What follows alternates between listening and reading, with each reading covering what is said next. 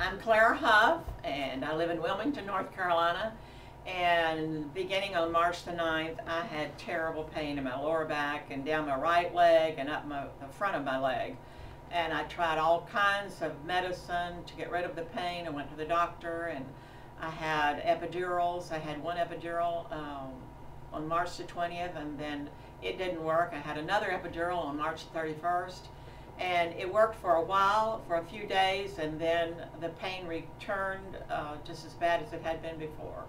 And I came here on March the 24th and started treatments at Spinal Care Wilmington. And today I can say I have no pain. Thank you. That's great. And that's, let's see, today's date is what? Today April 28th. is April the 28th. Took about a month, so it didn't happen overnight. Right. But you went from basically a 10 out of 10 on the pain scale to debilitating with meds Right. to down to Right. 0, so which is great. So now you get your activities back, right? Yes. Get to do yes. the things you love to do. So I appreciate it. Thank you. Okay.